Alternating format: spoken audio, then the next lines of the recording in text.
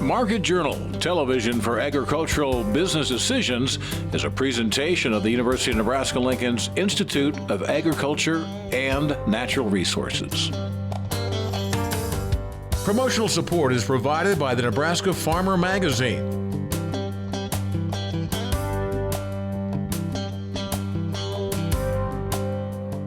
Hello everyone, I'm Bryce Duskett, and thank you for joining us today on Market Journal. As the month of April continues, we know many of our viewers are either in the field or anxiously gearing up for this year's planting season.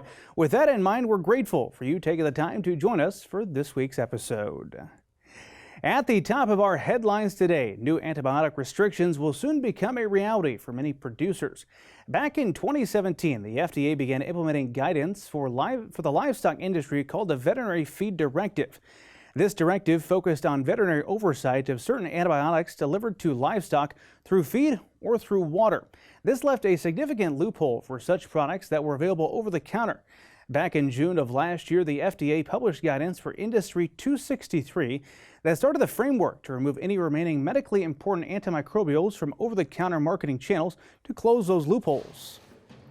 Guidance 263 basically brings those over-the-counter products under veterinary oversight or prescription marketing status. While little information has been directed toward livestock producers, Guidance 263 will have a definitive impact on the way that livestock owners are able to access antibiotic therapy for those animals. This will greatly impact how livestock producers will interact with their veterinarians. The difference for a lot of veterinarians is just going to be the fact that some of those clients that haven't maybe had a veterinary client-patient relationship in the past, they're going to need to have that from this point forward. They're going to have that to get a prescription. It's really a legal bar that we have set for our industry that in order to prescribe antibiotics, even to livestock species, we have to either know the individual animal through an exam and a diagnosis, or have a good working knowledge of how that producer utilizes animal health products in their operation, what their treatment protocols are, how they're managing the health of those animals, things like that. That gives us a working knowledge to be able to prescribe those antibiotics. So the important part is that VCPR. And what that really means is that you know your veterinarian knows you and your animals and your protocols, and that you have a good chain of communication with that individual. And it may be an individual veterinarian, it may be a practice group. So just having that in place, if you don't have that, and these are products that you want to be able to use after June of next year, that's something you should start working towards getting that in place now. For those producers who have a well-established VCPR or veterinary client-patient relationship and currently purchase through other distributors under a establishing prescription system, they'll notice very little change once these restrictions take effect next year. However, producers who do not consult regularly with the vet will want to establish a broader rapport with their veterinarians prior to purchasing these products as they begin to dissipate from the over-the-counter access. So June, I believe the 11th of 2023, anyway, early to mid-June of 2023, all of these products will officially become prescription products. Now, that being said, this guidance has been out for a couple of years now, so those manufacturers of products are working at changing those labels. So we may start to see those products become a little harder to find as those labels transition over time. Because once they make the changes to those labels and put them in production, then that moves that to a prescription product. So it's kind of human nature, right, to scramble around and try and cover our bases if we're afraid we're not going to have access to a product. And the bottom line with this guidance is there's no issue with access to these products. They're going to stay on the market. They're going to be available to producers.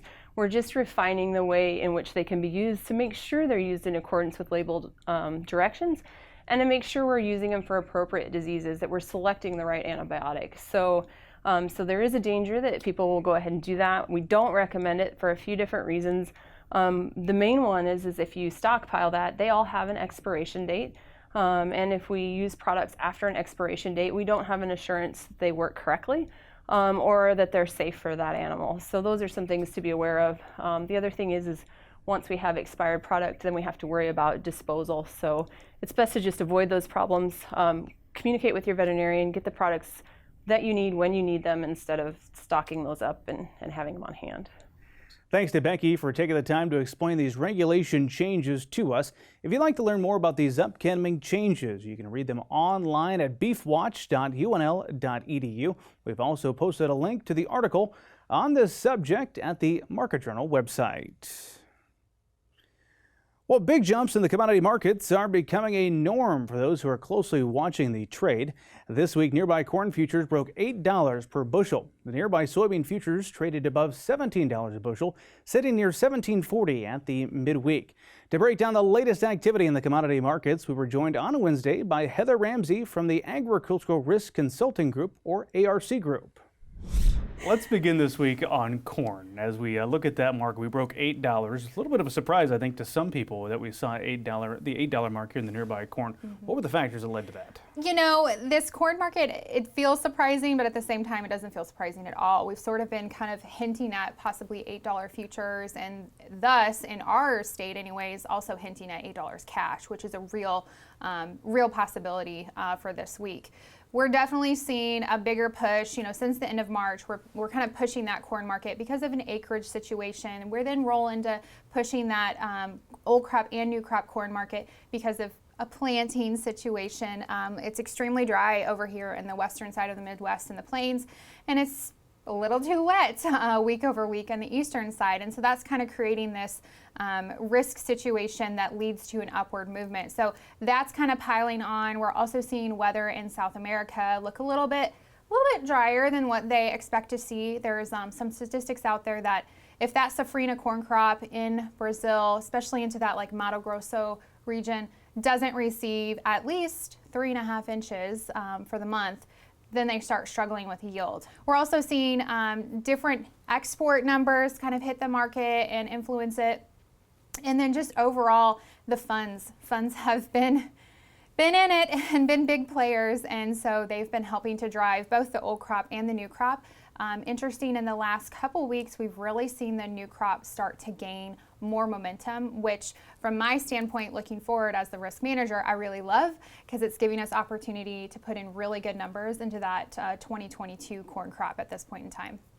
On the soybean side of things, they're kind of riding this momentum, it seems like. I think midweek, as you and I have this conversation, nearby futures market 17.40 or so. Is that just riding the momentum of the corn, or are there other factors driving that market higher? We're definitely riding here, as well as kind of putting in a little bit of our own focus. When you see the export numbers, soybeans going to China, very supportive at this point in time.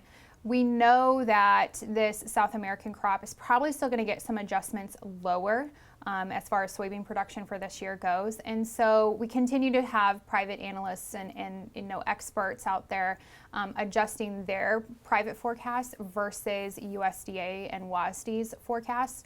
So there's a lot of debate on how much lower do we go? You know, is CONAB right? Is USDA right?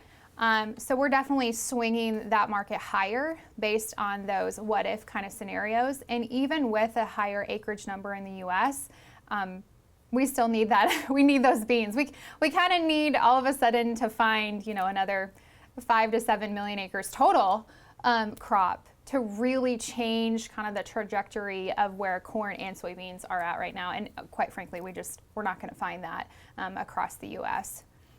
You mentioned when it comes to these markets, the planting conversation is in full force at this point. Yes. In the east, we've got a lot of rain, it seems like. In the west, where you and I are sitting and having this conversation, it's very dry, but the weather has not been ideal. It feels like winter sometimes when you wake up.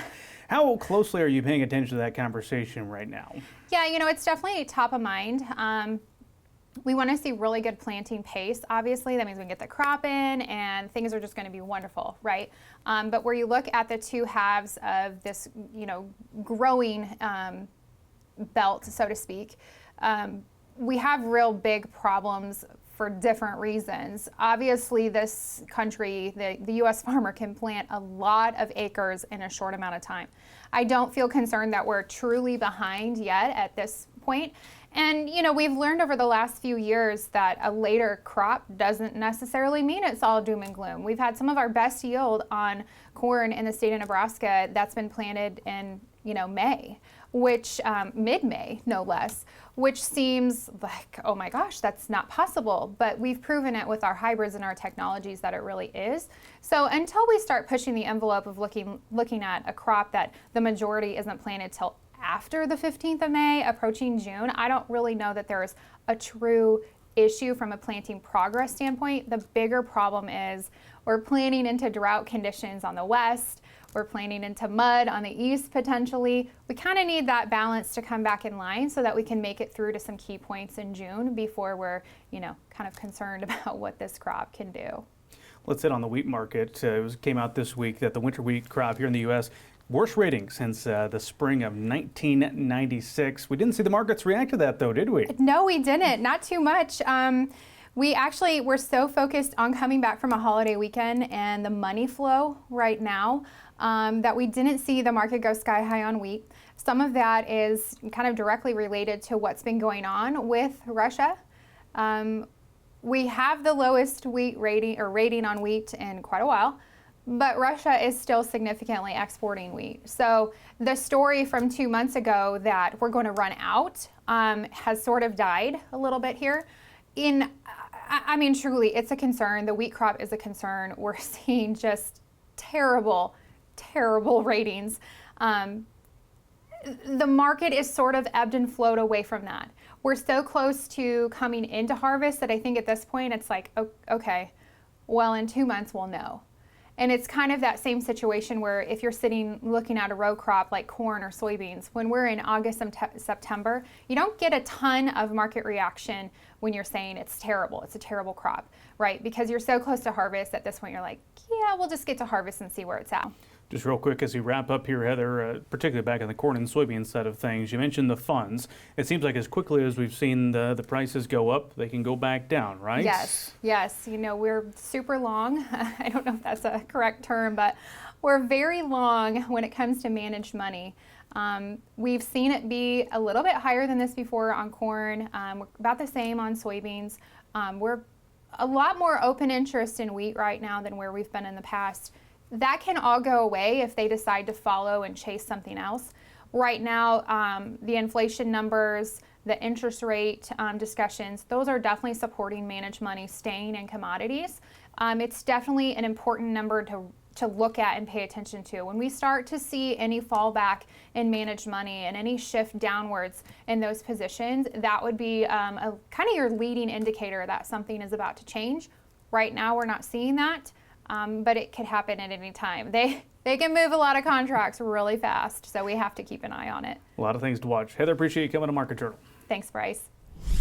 Thanks to Heather for her time this week. Next week, we'll be joined by Darren Newsome. If you have a question for Darren, be sure to email us or get in touch on social media. As planting begins to get underway throughout the Cornhusker State, one other item that's probably weighing on the minds of producers as well is irrigation. That'll be paramount to success for many areas where drought has been consistent for an extended period.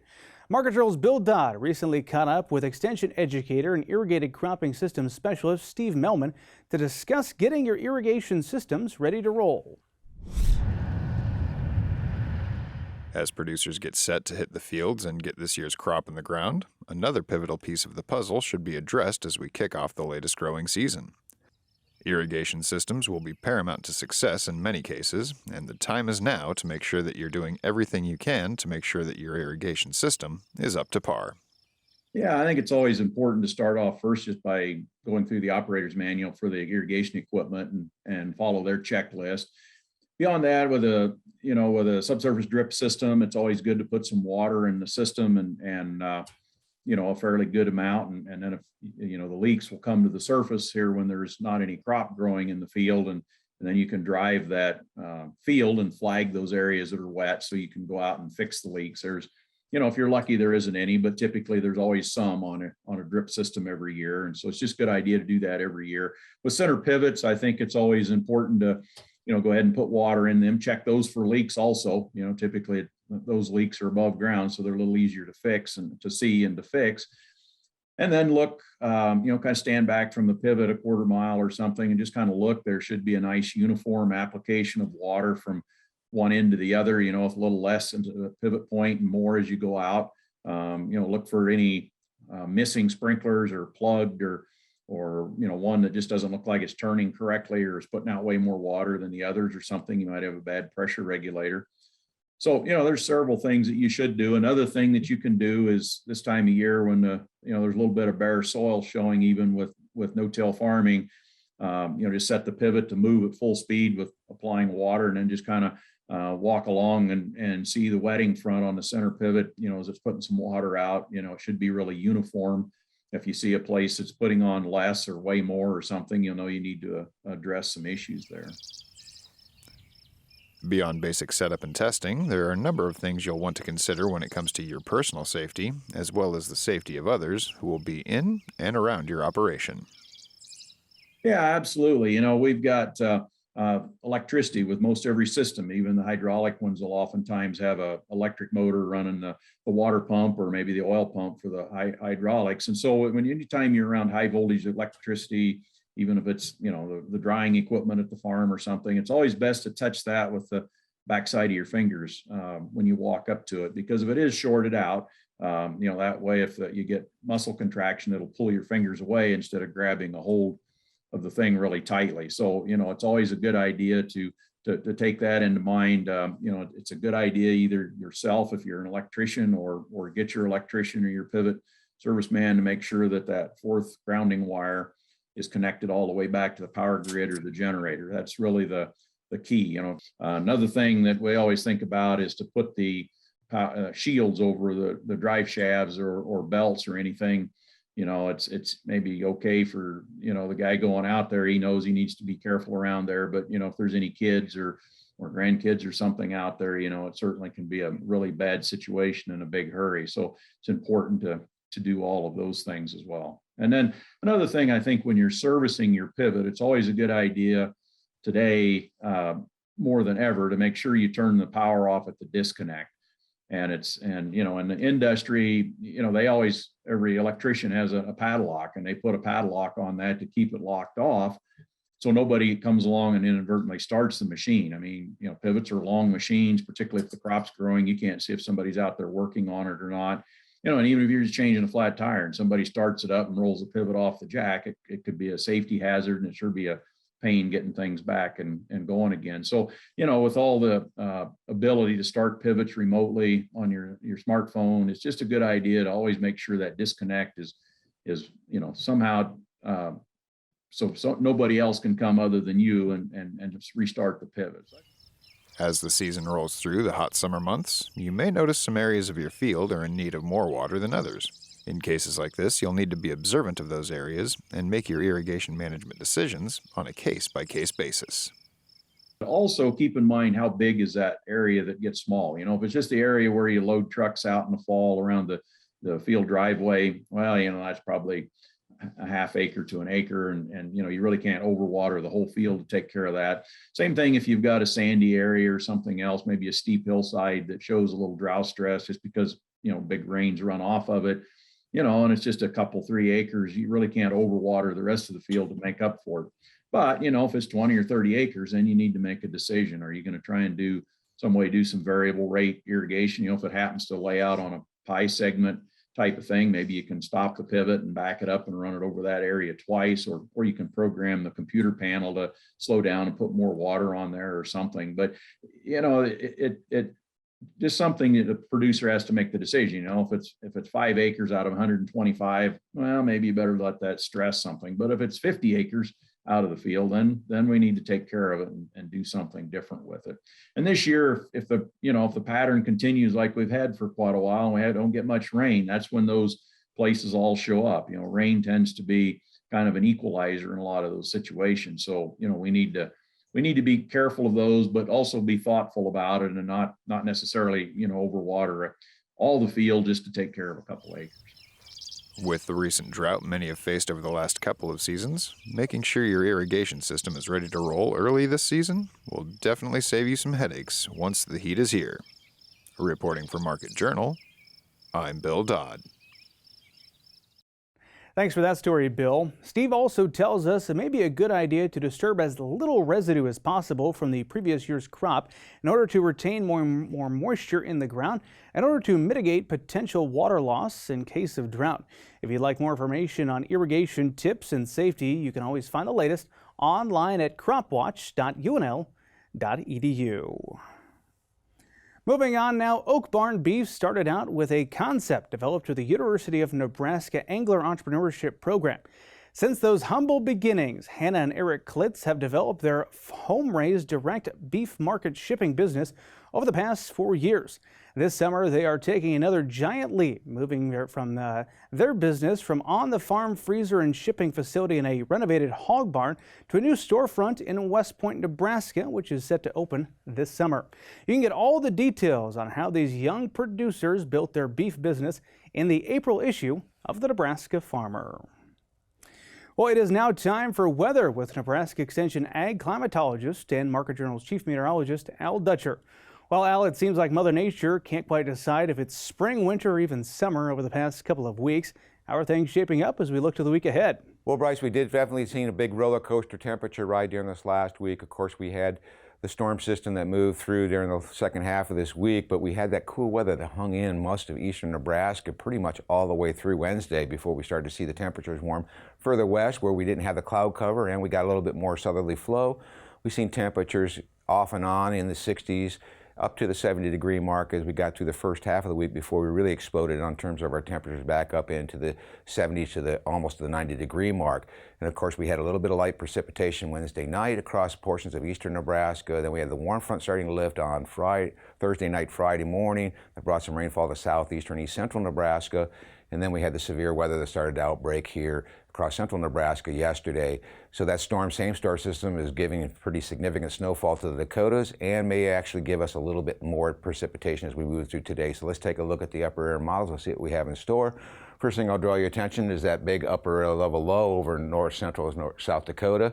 And we got the gen energy moving up through Iowa. That will help to generate a little bit of shower activity. And the biggest issue is going to be whether or not we see severe weather across eastern Nebraska with that cold front moving through. It appears it probably all means that most of that severe weather will remain from the Nebraska border eastward. And by the time we get into tomorrow, that upper level low moves quickly toward the Great Lakes. We get kind of a zonally type flow. So we're going to see it cool down, but not extreme. We'll be basically in the 60s across the south, upper 50s across the north, as we see that precipitation shield ever so slowly make its way toward the eastern Corn Belt. On Monday, we start to see some ridging taking place across western Nebraska. We're still under the influence of troughing across eastern Nebraska, so we'll stay in the 60s, low 60s across eastern Nebraska, probably pushing the mid 60s to maybe even 70s across the southwest as the precipitation basically lays out across Texas and up toward the Mississippi River Valley.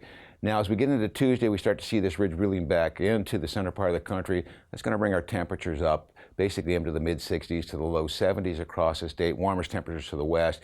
And the absence of precipitation as that upper level low moves toward the northeast and the precipitation from it dies out. The ridge firmly in place as we get into the midweek period. Although a low is shown up in the Texas Panhandle to develop, there's just not enough moisture, longevity of moisture to feed up into the system, so we're really not looking at the way of much of any significant moisture across the Central Plains. And as we get into Thursday, that ridge starts to shift toward the central and eastern Corn Belt. That's going to keep us well into the 70s and possibly some 80s across the southwest as low pressure at the surface starts to develop over northern Montana. Keeps most of precipitation up toward our northwest. And as we get into Friday, now this upper level low starts to move across the Dakotas once again, get some energy moving around it. Low pressure at the surface over the Oklahoma, north central Oklahoma and up into the eastern Dakotas. We'll start to move some moisture up, and there's a potential that we will see some thunderstorm development basically around the Nebraska-South Dakota line and points toward the east. Little bit of shower activity toward the south. Further out, 8 to 14-day forecast, with that trough moving into the northern and central plains region, we see cooler conditions continue across the east and to the west and warm to our south. And in terms of precipitation, below normal moisture over the Great Lakes, the southwest, and with that storm system moving in, we probably will start to see more significant moisture. Further out, the CPC has listed their preliminary outlook for the month of May in terms of temperatures below normal to our north, above normal to our south, and in terms of precipitation, a dry trend, although a big storm coming in for the first week of May may change this dramatically. Thanks, Al.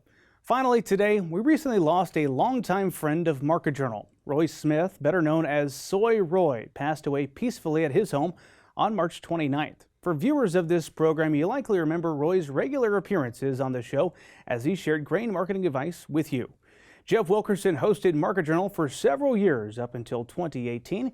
He reflects on what made Soy Roy a trusted grain analyst for many farmers. Roy was one of them. Roy was farming every day. You know, a lot of the traders that we talk to normally are in the office looking at charts, and there's certainly a place for that, and it shows a different side of the industry. But Roy was planting when they were, he was making applications when they were, he was scouting the crop and harvesting when they were, and so he was facing some of the same challenges. And I think most importantly, he had the relationship with banks that farmers do, and knew the pressures that farmers face on loans or interest rates. And I think the reason that he found so much success is because he was able to keep it really simple for the farmer. Sell by this date, don't hold past this date, look for this at this date. It was very simple maxims that farmers could write down and follow that strategy year after year. In short, Roy kept things simple. As news becomes more widely shared from more and more platforms, Jeff says there's a place for someone like Roy who stuck to his philosophies. As we go forward, there's so much noise now from industry analysts, from Twitter, from news, that it's easy to get sucked in and get latched onto a specific idea. Roy wasn't like that. And so I think I'd hope that someone would take up the mantle of some of the things that he had tried to push for, and some of the really basic down-to-earth philosophies that he pushed for. Roy Smith was 81 years old at the time of his passing. On behalf of the Market Journal team, we send our thoughts to his family and thank Roy for his many years of contributions to this show. Well, that is going to wrap up this week's edition of Market Journal. Remember to like, follow, and subscribe to the program on social media and on our YouTube channel as well. Here's to a productive week ahead in the field. We hope to see you back here next week. Until then, I'm Bryce Duskett. Thanks for watching. Join Market Journal online at marketjournal.unl.edu. You can also follow us on Twitter, Instagram, and Facebook. Promotional support is provided by the Nebraska Farmer Magazine. Market Journal is produced by the University of Nebraska-Lincoln's Institute of Agriculture and Natural Resources.